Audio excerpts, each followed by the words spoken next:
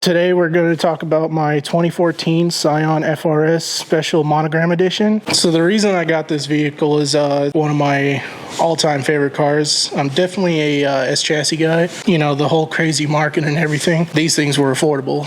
Plus you get the fun of everything like an S-chassis, just well more balanced and a little more reliable. Great for drifting, tracking. You know, I've seen some people do some dope off-roading with these things. Just like Legos, you could practically put anything on these cars and make it work. So we're going to start from the front end here. I have V-Land headlights, replaced the MonoGram headlights.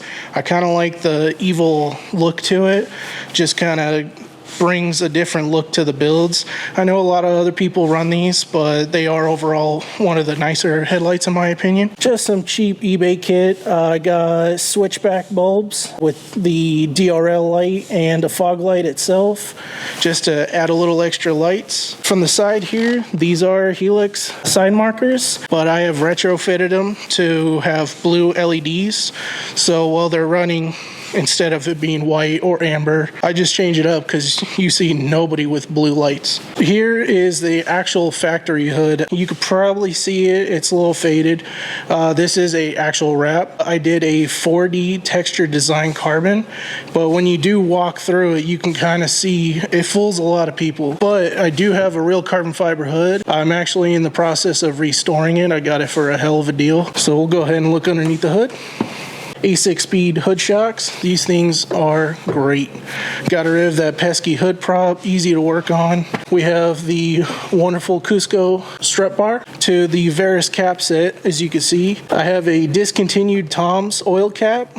I love me my Greddy oil filters. I use them all the time. I got the TRD OEM Plus cold air intake box, one of the nicer intakes on the first gens in my opinion. And then from here, I got the dress-up kit from Downstar. This is one of the nicer kits. Gets rid of that OEM bolt nasty look. Kind of freshens up the engine bay through and through. All the way from your strut bars, your brackets, all the way down to the airbox, your front hood latch, all the way through.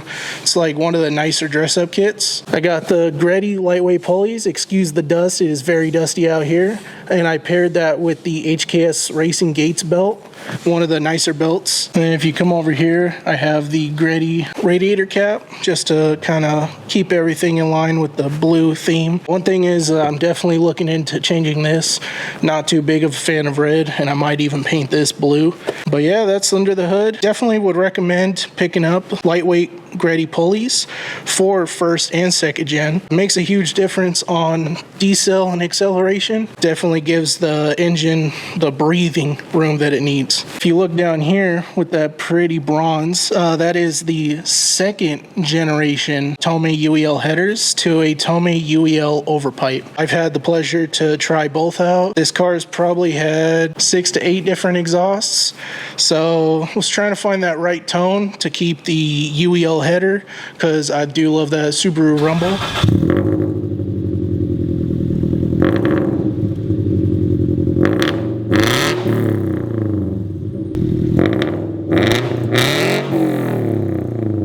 So here I have this limited edition Sakura Pink 57 CRs. These things are beautiful in person. They have a really nice white pearl to them. I was looking at other wheels, and yes, black and pink kind of does go well.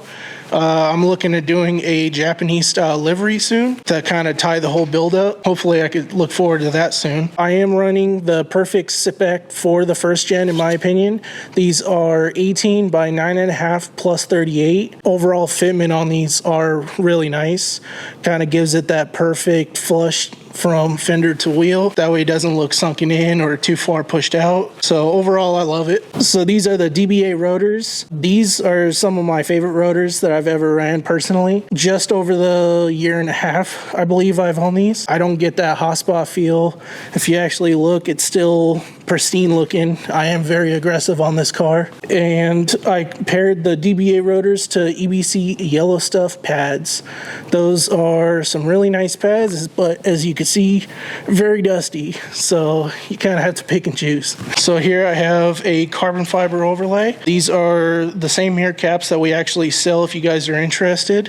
This is our own brand. These things are wonderful. They are easy to put on, simplistic, just stick and go. Here I have carbon fiber overlays on the door handle. I know some people are like, it's kind of random. In my opinion, it kind of goes well with just certain things, especially when you own a black car. This, I can't remember where I got this. Perfect fitment. They don't collide or bug out. I have my HIC rear window spoiler. This thing is just kind of flows with the body lines very well. Haven't thought about what wings I want to run yet, or if I want to just get rid of it and just do a flush mount. This is the special wing that comes on like monograms and certain special series. It's a good looking wing from the factory. Back here I don't remember the brand, these are clones. These are the Aventador style taillights. I don't see very many people actually run these, which in my opinion is a nice thing. Kind of just makes the rarity a little better for myself. Paired with the Cybon rear diffuser, like I said, just carbon here and there. Tomei UEL, Tomei over pipe to a Tomei 60 front pipe. Yes, they do work both first and second gens. I do have a second gen mid-rest pipe to a MBRP axle back. The reason why it's kind of like a Mod Podge stuff is I was trying to find that perfect tone. It's either it's too loud, too quiet, also to make sure the second gen parts fit on the first gen, vice versa. It's just kind of walking through. Like I said, this thing's probably been through 6 to 8 different exhausts. So far, this is the best sound for me. I think I might be looking into a JDL front pipes very soon. Kind of get that dual res, a little deeper tone, but not so loud. This isn't raspy, but it does get pretty loud when you're getting up in the like 4,000 to 5,000 RPM range.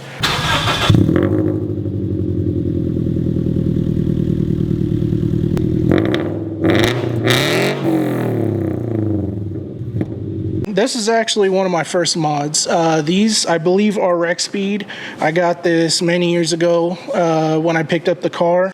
These actually are convex because we all know first gens, and I believe second gens do it too. They have their mirrors, which is a huge blind spot issue.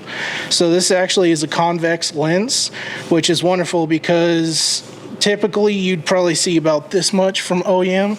With the convex, you can see pretty much wide open to the next lane or more. And then we'll go ahead and go to the inside here. If you look here, I went ahead and I tapped in. I got these, I want to say off of Amazon or something. It was many years ago. I actually installed these myself. These cars don't come with courtesy lights. If they do, they're special models. And a matter of fact, instead of going all the way to the top dome light like a lot of people do, I have this set up here off of the window trigger switch. So when that door shuts, it comes on and off. We'll come into the inside, and yes, as you can see, this is an automatic. I do fool a lot of people. Unfortunately, I wasn't able to find a manual at the time in all of the Vegas Valley. This was probably pre-starting COVID era. As soon as I saw this vehicle pop up, it was already in transport. I went down, test drove it, and pretty much bought it same day. So after, owning it for a couple of years, there's the fun times of having a manual, but especially when it's your daily driver, automatic's kind of the way to go, especially when you're dealing with traffic. I went ahead and I did replace this. This is a full replacement, not a stick-on. This is a real carbon door handle overlay. I did a real carbon overlay for the switches. Couldn't find the passenger side for some reason, so you'll probably see that that actually doesn't have one. If you come here, I have a Volante. It's a company, I don't know if they're still around or what's going on with that. I bought this, like I said, a couple years ago. It is a Volante shore hub to a NRG 2.0 quick release. So here's that NRG Prisma special Sakura pink,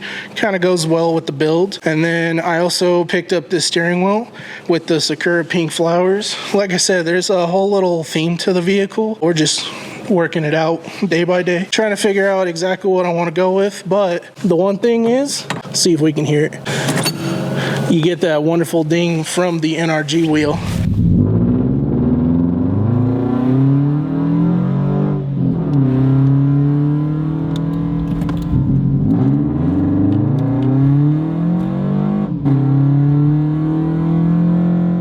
I do have this hooked up so the horn does work.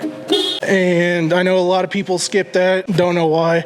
It's fairly easy, it's 2 wires. So these seats came with the MonoGram edition as well as a couple of other models. Most of the time you'll just see fabric seats, but that is Alcantara and leather. Probably be getting rid of the red stitching because, like I said, not really a red guy, as you can see. So I got blue AC rings. They're just overlays. Not the best looking, but hey, it's just little here and there's. So right here I have my Rexpeed carbon fiber e-brake handle. And then I did a full replacement, this isn't an overlay, of the shifter surround. I ended up changing my shift boot leather to black leather with blue stitching. And then I can't remember where I got this, but this is a actual full carbon shift knob with the adapter, obviously. I went ahead and I did, like I said, just minimal blue. It'll probably look purple on camera, but these are blue stereo knob surrounds. And then if you look over here, I went ahead and I wrapped this because I'm actually currently still in the process of doing carbon fiber overlaying or skinning, as some people would say, for the stereo trim.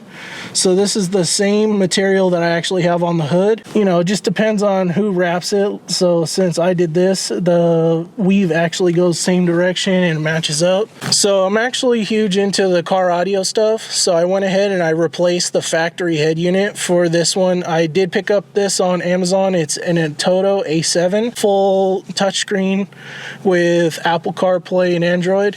If you look here, this is actually my bass knob. So if you go and you just peek your head in the back here, I do have 2 12s in a very big box. Do utilize the seat down so I don't have to remove the seat. This thing is fully custom built by me. The subwoofers were custom built in Las Vegas. This thing, the way it was actually designed is it is tuned to 31 hertz, full one-piece box, but it does have a center divider and 2 ports. So if one of these do go out, well, guess what? You just unplug the other sub and keep bumping.